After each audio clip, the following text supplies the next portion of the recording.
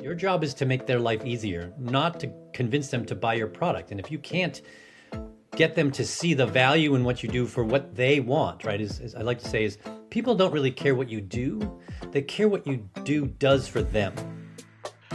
What do 10 startups, multiple IPOs, and 30 years in the trenches actually teach you about building a business that lasts?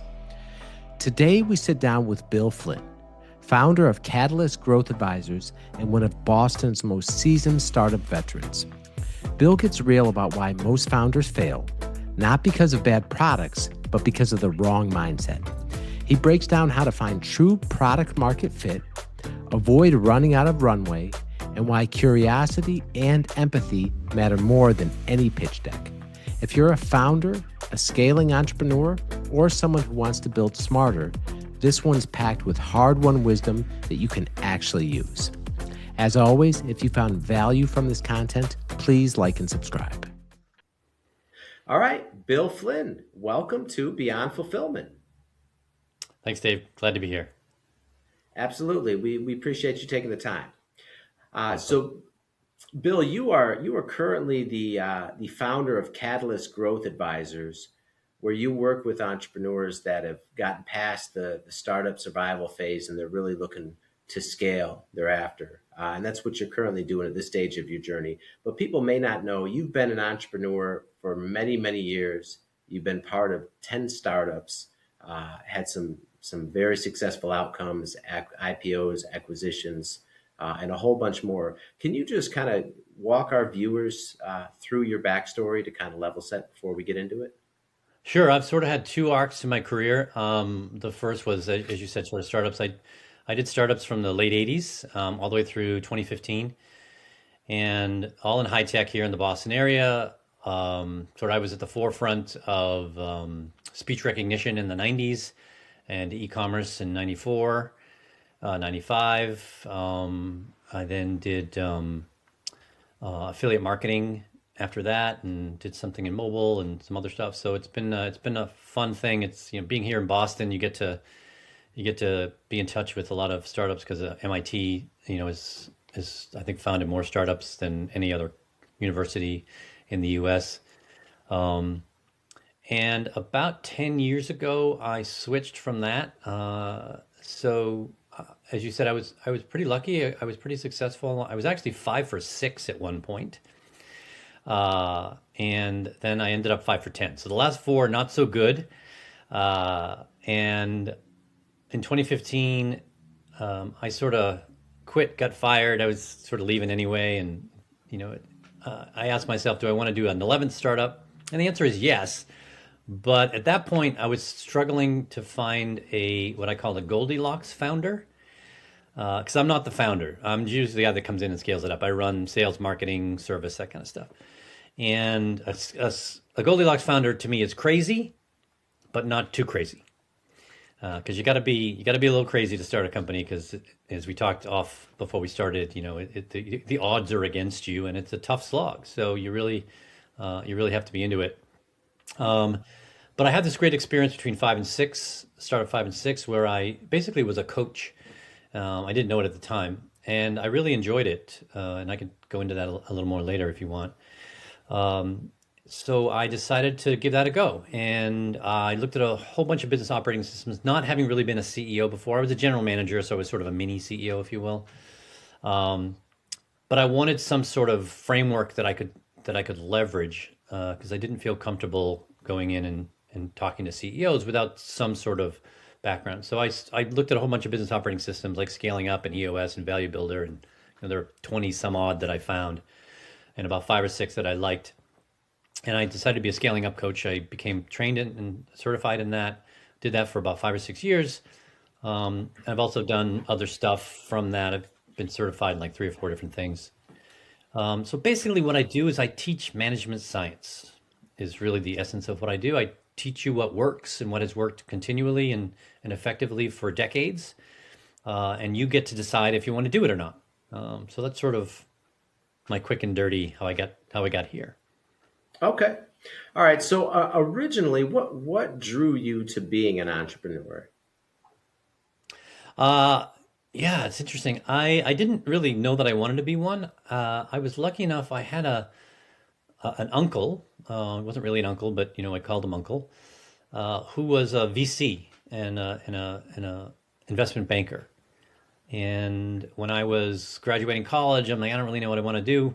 I was helping to run a Papagino's, which is a local restaurant, Italian restaurant chain here in the Northeast. There's still a few left.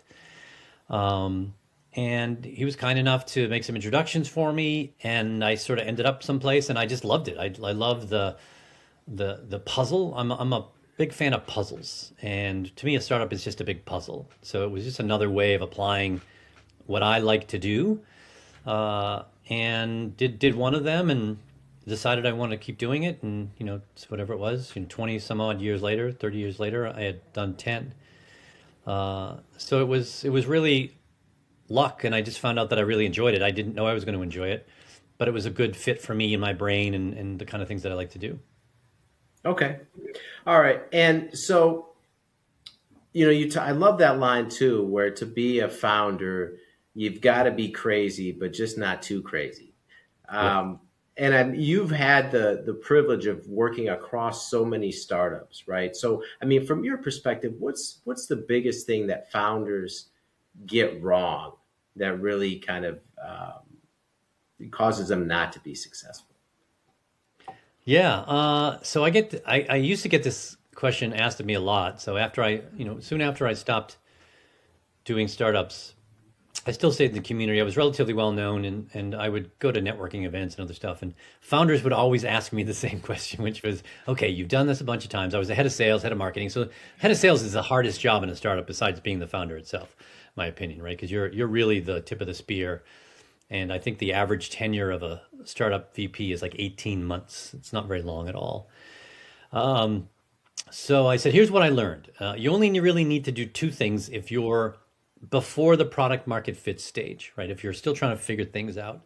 One is you have to find a problem worth solving and solve it in a way that your core customer values it, so they'll pay for it. How big you're going to be, I don't know, right? It depends on the market. It depends on what you do. Typically, the way you start is not the way you end. There was only one out of the 10 startups that I did, only one of them actually was the same company doing the same thing, selling to the same customers that I started with than when I ended. So you're always pivoting and trying to figure out things. So that's the first thing. The second thing is super easy. Don't run out of money. We do things and we spend money that we shouldn't be spending. We think we're a real business. And there's this guy Steve Blank. I don't know if you've ever heard of Steve Blank. If you know startups. So Steve Blank is considered the godfather of startups. I think he's at Columbia now, but he used to be at Berkeley as a professor. He did 8 startups, and he's written several books, which I do not recommend you reading. They're really hard to read. He writes like a professor, but I love listening to him, and he's got this great definition of a startup, which I think is correct, which is a startup is a temporary business in search of a business model. Don't act like you're a real business. You are not. Until you have a business model that's repeatable and scalable, you want to act like you're temporary, and you have to be frugal and thoughtful and creative and innovative and crafty and all these things to figure out what you want to do and what works. And what most startup founders do that I find to be their biggest, I wouldn't call it a weakness, but it's sort of the biggest thing that gets them in trouble is they think their job is to tell everyone how smart they are. And what I mean by that is, and I'll tell you a story. I had this guy that I worked with when I was in between the 2 startups, 5 and 6 that I mentioned earlier. I was relatively well known. Had done, at that point I was 5 for 6, and people knew me, or I think it was 4 for 5, and I would get calls and say, "Hey, can you come help? I've got a friend, or can you help me? Whatever." And I came in, and sometimes I did it for free. Sometimes they gave me some stock. Sometimes I got a little stipend or whatever. And one company I was brought in by some of the VCs, and I went on a couple of sales. I went on 3 sales calls with this guy, who was the guy who was supposed to be doing the sales. And after every sales call that did not go well, this guy said, "They just don't get it." And after the third one, I turned to him and said, I said, you're absolutely correct. Your sentence is correct, but your pronouns are backwards. I said, they don't need to get it. You need to get it. Your job is to make their life easier, not to convince them to buy your product. And if you can't get them to see the value in what you do for what they want, right? As I like to say, is people don't really care what you do. They care what you do does for them. And when you figure that out and you understand that, then you're on your way.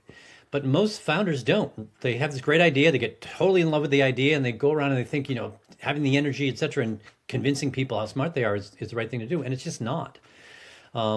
So that's one of the biggest failings I've found of most founders. Love that. Love that, right? Because really that's the essence of sales is you're solving someone else, your product or service is solving someone else's problem. And if the market is telling you they don't want your solution, it doesn't mean the market's doesn't get it, right? You really need to look in Exactly. the mirror at what you're offering. Um, all right, and so you mentioned too, right? The odds are against you, and I don't know what the specific number is. And it's more than 9 out of 10 startups fail, right? It's probably something like 95 out of 100, right? You Yeah, may I know don't the know. I've always heard 9 out of 10, but it's enough. Yeah, it's enough. And even look, you look at your journey, right? You were 5 for 6, had this incredible success. You got a lot of Yeah, notoriety, and then you went on a streak of 0 for 4. And with all the yeah, experience and all the success you've had, you still were part of companies that didn't make it, right? So clearly, it's the odds are against you. So, like, what for someone, because there's so many young people too, right? Especially I meet, and they're like kind of sick of that model of go to school, get a job, and live happily ever after. Like they really want to create something, build something. They want to control their destiny, and they want to get into business, right? yeah. So what's looking at it from the opposite way, like why should people today in 2026 become entrepreneurs if they have that desire? Oh, so I mean, I think entrepreneurs are great, right?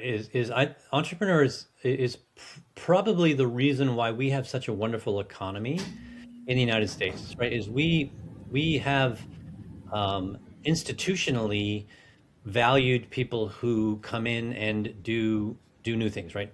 The economy is driven by the small business owner, not by the large businesses, and we get progress from people who are entrepreneurs, who have to me there are two ways that most people become entrepreneurs. One is you can get together a whole bunch of smart people and sort of brainstorm and say, what kind of business should we start?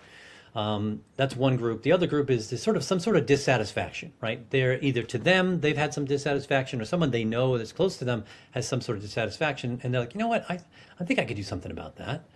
Um, and, and I think the second group is the majority of people who start businesses. The first group is doable, but I don't hear it very much. I don't have the numbers on it, but it seems to happen a lot less. Um, and one of the reasons why I think so is that you have to love what you're doing as a startup guy or startup founder. Because if you don't, you'll quit. Because I don't know if you've started any businesses, it's really hard. It's a lot of ups and downs. It's an emotional roller coaster. You're under a lot of pressure. And if you don't love it, if you don't fall in love with the problem and or the customer, then you're not going to stick it out. And I think that's what happens with a lot of founders is they have a really good idea, but they don't, they're in it for like they want to build something, or they want to create something, or they want to be independent, or they want to make a lot of money, and those are all fine outcomes. But if you don't love it first, the likelihood of that happening is very, very small. So my advice is always, look, if you're going to do something, make sure that it gets you out of bed in the morning. You can't wait to go and do something, or you're staying up really late at night because you just want to keep going, right? It's like you get totally into it, or you're having these client customers conversations or prospect conversations, and you're just really excited about helping someone, making lives better, etc. If you don't have that, then I think that's probably one of the major reasons that most of them fail is that they just don't have the juice doesn't flow enough for them, and you need that to drive you. You need to keep saying, well, let's make it better. Let's figure out something else. Hey, you have to be interested in the other party.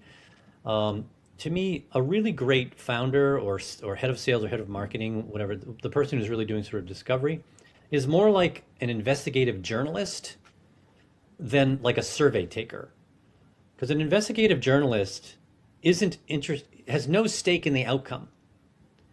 They don't really care what the outcome is. They just want to figure out what's going on, right? What the who, the what, the why, the where, all those kind of questions, right? And most founders don't do that. They go into those conversations, and I ask them all the time, so this is my experience, is, they say they talk to customers, I say, well, what do you say to them? And they basically say, well, what do you want? And I said, well, what happens? And they tell me, and they said, okay, and then you build it, and then what happens? Like, most of the time, they don't buy it because they don't know what they want. It's not their job to tell you what to make. Their job is to tell you their problems and the progress they're trying to make, and their struggles to get there.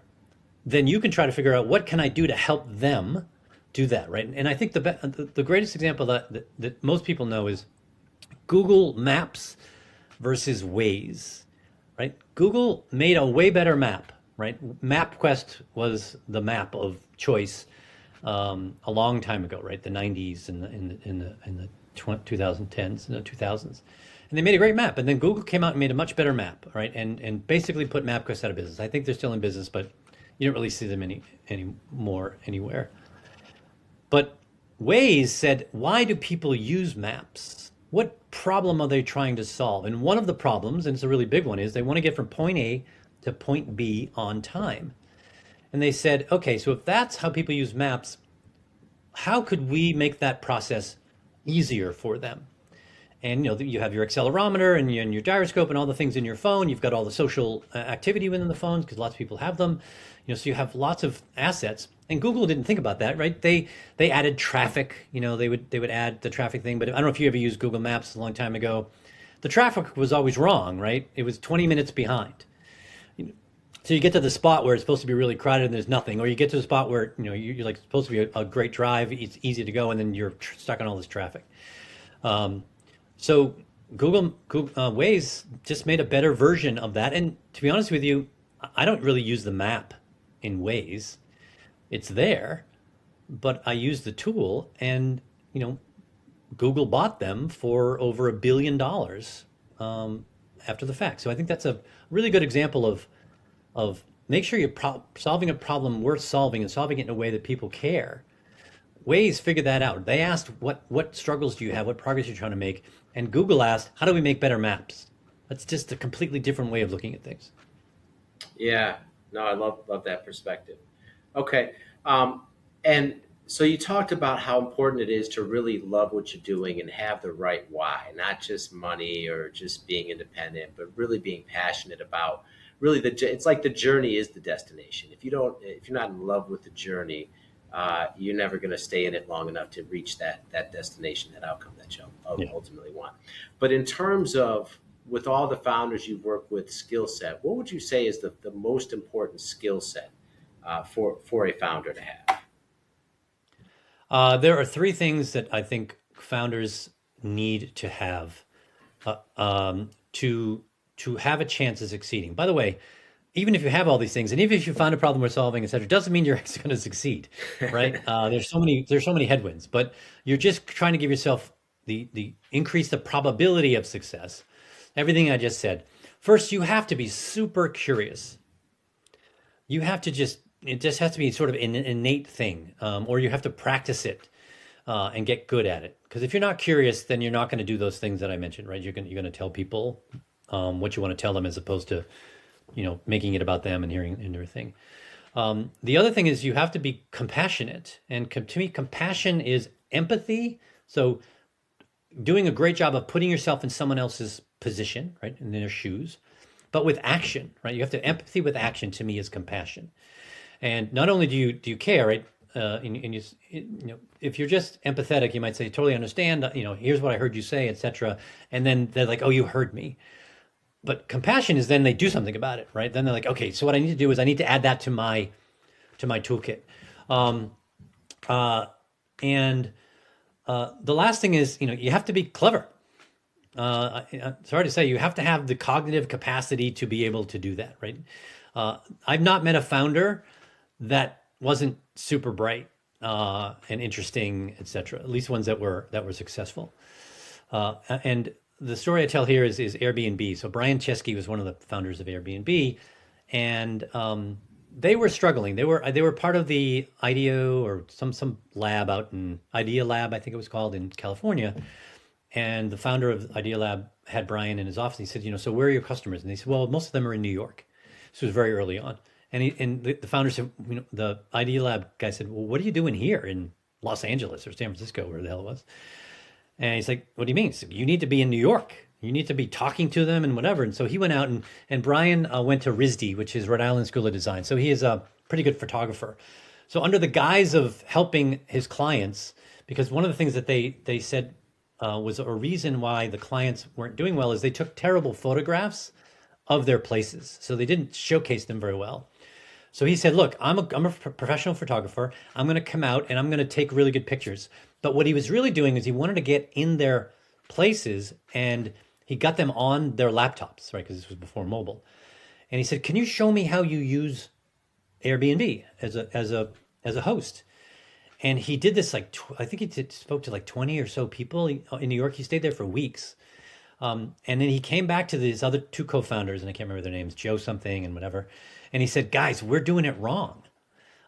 We need to modify the tool to do this. This is how they're using it. This is the thing that they're doing. And that's when they started to take off. That's when the tool started to take off. They actually made something that people didn't say they wanted, but in the end ended up being what they really needed to be successful. Okay. Yeah. And you mentioned so often you're always pivoting, right? So even that they were stuck at a plateau where the things weren't moving. So they went and listened to customers, got real feedback, made the necessary adjustments, and then that's when things took off. But they adjusted the solution to how the customers were actually using it, and therefore a solution that was actually solving the problem in the correct way. Exactly. Yeah, they understood. There's something called the progress theory, which is there are four forces for progress: push and pull, which puts you toward progress, and then habit and anxiety, which move you away from progress. And actually, I think what he did is he came back and he dealt with the habit and anxiety problems. They fixed things that stopped them from using it well. We're really good at push and pull, right? Push and pull is just marketing, right? Push is, here you're pushing them, whatever. Pull is their desire to fix something, change their life. And your job is to figure that out. And we're really good at that in marketing. We're not so good at habit and anxiety. We don't take some of those fears away or help them to break habits, because we'd rather not do something new. There has to be some really good reason to stop doing what we're doing. And we have to make it easier for them to break that habit or solve that anxiety. And really good entrepreneurs solve for all four of those issues rather than just the push and the pull. Okay. All right. And I'd love to get your perspective on this, because it's something a lot of entrepreneurs deal with is the funding question, in terms of, some are bootstrapped and they stay bootstrapped the whole time. And sometimes it's always a question of when to get funding or how much or whatnot. And obviously it depends on a lot of things, such as the industry and the goal of the company and kind of where they're at. But what would your kind of take on that be, and maybe give some rules of thumb for entrepreneurs that might be struggling with that question? Yeah. My opinion is don't worry about funding. You don't need funding at the beginning, because you're doing discovery. What the problem with most people is that they feel like they have to do, they have to hire people and they have to spend all this money. And you don't. Again, you're a temporary business. You can easily do what's called customer discovery, right? Customer discovery is basically applying the scientific method to startups. The scientific method is what you're trying to do is you're trying to prove yourself wrong. And if you can't, then you're onto something. So what I advise all startup folks, is, there's two main ways that you can do it. One is what I just described. The other is, hey, if you're a coder, if you have skills, you can start building something, right? And you're not really paying yourself, right? You're doing it. You're in your basement or your garage or whatever the metaphor is. and you just sort of make something and then put it out there and let people see it and let them try it, right? You can see their behavior, what's working, what's not working, etc.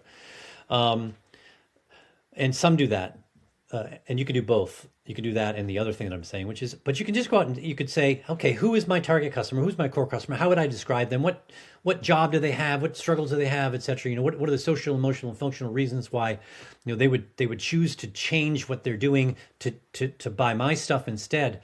And then you go talk to them again, like that investigative journalist. You ask them a bunch of questions that help you to learn if they're the right customer and if you're actually solving a problem they're solving. I've had hundreds of these conversations, right? And it just really starts off simply as you target someone and you call them up cold and say, hey, do you have 10 or 15 minutes? I'm trying to do this thing. Here's what I'm trying to solve. Would you spend some time with me? And then your first question after you sort of settle things down is, this is my hypothesis. I believe that small to medium business owners struggle and with their data with getting their data, and it's really hard. They hate the tape thing, et cetera. And is this a problem you're trying to solve? And if they say no, then you say thank you, and you hang up. Most entrepreneurs are like, well, I need to convince them of why they have this problem. It's like, no, your job is, this is archaeology. This is not persuasion. You're trying to find something. You're not trying to cause something to happen. But when you find someone who says, yeah, well, that's a huge problem for me, and then you dig in and you say, well, tell me about that. What have you tried in the past? What worked? What didn't work, right? So this is where I think Steve Jobs was the master of this, of all the things that he was really great at. This was it, is he could go in and he was super curious, and he didn't walk up to someone and say, hey, tell me how to make a better Walkman for you, right? He said, why do you have that? What does it do for you? How does it make your life better? What are all the wonderful things that have changed now that you've been able to do this thing? All right, now tell me what you're disappointed in, what your struggles are, etc. And he did these questions, and he went back to Johnny Ive, right, who was the software guy and the design guy, and said, he didn't say, here's the blueprint, and I want you to make this, and here are the specs, and and the bill of materials. He said, I want you to make something that has 1,000 songs on it and fits in someone's pocket. That's what he said. He said, go make that. That's what they want. And from what I've read is they made it, and they waited 2 years because Toshiba didn't make the discs small enough so it would fit in a pocket. They were too big. So they waited, and that's when they sold it. And that's the iPod, right? The rest is history. Then that's what he did, right? That's what he was great at. And then he applied their, simply amazing and amazingly simple strategy model to everything they made. But he did things because he knew he wasn't told by the customer how to make something. That's why he was famous. He was famous for saying, what you do is you want to make things that people didn't even know they wanted, right? And he was really good at figuring out what they didn't know what they wanted. And then he made it, and they're like, oh, how did you know? That's exactly what I wanted, right? And I wanted the iPhone, even though the iPhone wasn't a thing. So that's what you have to be really good at, which I think is where most founders fail, right? Is that they don't think they need to be good at that. They need to have a really cool idea. And no, you don't. There's ideas are a dime a dozen. You can get ideas. I get 5 ideas a day. Doesn't mean they're any good. But figuring out if they are good and it doesn't matter to people, that's where the gold is. Okay. Another question too that I'd love your perspective on, because I've had some guests tell me too, where there's a lot of value to people, and I've even had people on here that have become entrepreneurs later in life. And they said it was really valuable to get that corporate experience or just that life experience and understand kind of working in a corporate environment or whatnot, and getting a skill set, versus we see so many people want to come and be entrepreneurs right from the start of their career. Do you have any thought on that in terms of all the founders you've seen, of kind of like an age range or an experience range of what might translate to better success? Yeah, I don't think that's true. I think, so to me, it's just acceleration. You may make fewer mistakes when you're older, but you don't need to be older. You just need to be patient, right? And you need to know that you're going to screw up, and you have to make sure that you're learning faster. And to be honest with you, I've worked with a lot of people who worked in corporate and they came to startups and they were terrible. because it's a completely different world. It's not the same company at all. It's not what they're used to, right? I mean, I used to have to make up my PowerPoints with stick figures and stuff as a sales. I mean, I had to do everything. I had to write the copy. I had to, I wasn't like I was handed from marketing here's your target market. Here's your tools. Go out and multiply, right? You don't have that at startups. You have to do everything yourself. And if you don't love it, if you don't have the energy for it, which, obviously energy and age are negatively correlated typically, uh, you know, uh, so I don't think that's true at all. You can absolutely be super young and do great things. You don't have to be older. You just may make a couple fewer mistakes, but you also may have what's called the curse of knowledge, and it might get in your way. So what you're doing, and I'm going to make a guess, is that you're dealing with something called survivorship bias. Is that the ones you're talking to who say that are the ones who actually had it happen to them? There may be 10x people who are the same as them who didn't do very well, right? So Mm, so I don't know what the numbers are, but in my experience, I've had younger, older, it didn't matter. You have to be a certain mindset, not a certain age or experience. It may take you a little bit longer if you're younger, and you'll make more mistakes, especially if you're not curious and you're constantly learning. I would say go if you are younger, then surround yourself with people who have already done the things that you want to accomplish in those areas. Someone who's great at marketing, someone's great at sales, someone's whatever, and make an advisory board or something that will accelerate your learning. Right? You can go to them and say, "Here's what I'm doing. What am I missing?" All the way down to how do I do a stock thing? How do I do a financial stuff, insurance, whatever. You need to surround yourself with people who have already done what you want to do and done it well. That can accelerate your learning. But you don't need to be older to be a founder and be good at it, in my opinion. okay. All right. And so, like we mentioned, you've worked with startups for a lot of years, and now you're with the Catalyst Growth Advisors, where you're really helping people at the next stage really scale up. So, I mean, Yeah. just talk to us kind of right now about the work you're doing and the type of companies you're dealing with, and who that would be the right fit for. Yeah. So as I mentioned earlier, I teach management science. And for those of you who don't know what management science is, there is a science to business. Um, and there are lots of things that work and work consistently well, yet most people don't apply them. We go with our gut and we go with conventional wisdom, etc. And I think gut is great, but you have to check your gut. Sometimes your gut is wrong, and often your gut misguides you.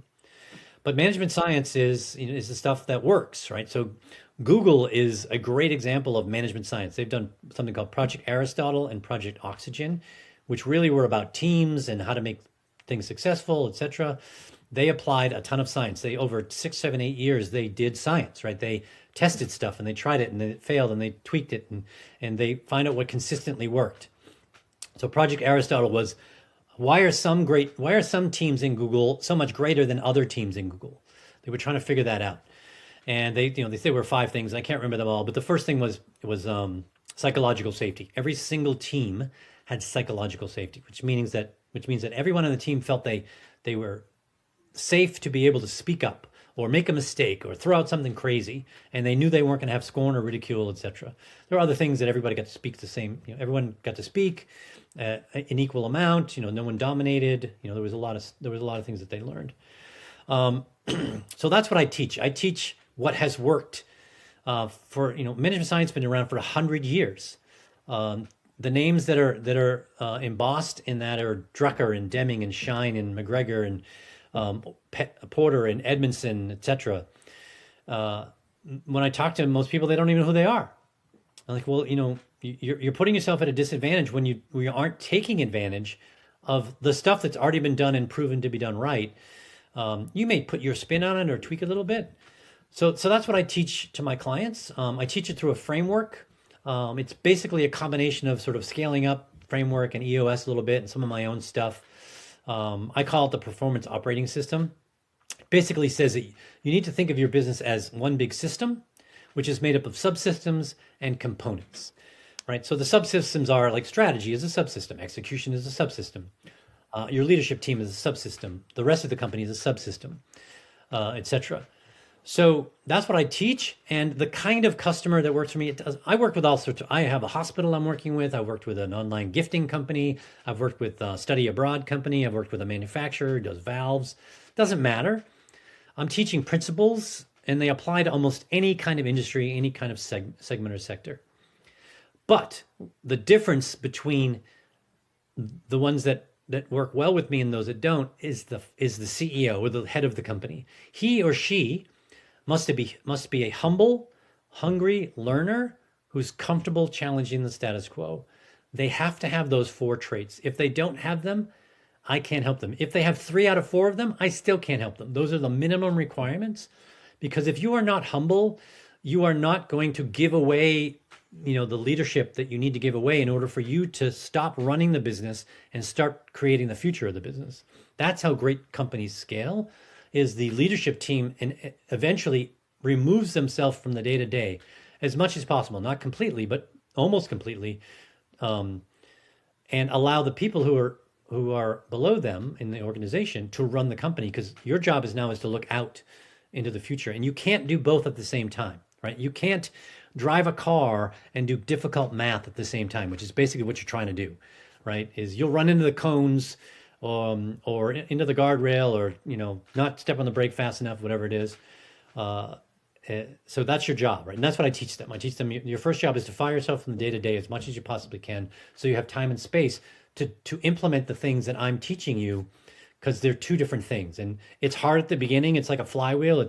It's heavy and it's difficult and it takes time. But once you put those things in place, the flywheel gets lighter and it goes faster and faster. And we've seen that with Amazon and Netflix and Toyota over the last 75 years. There's some great examples out there, but there are very few Amazons and Netflix and Toyotas, unfortunately.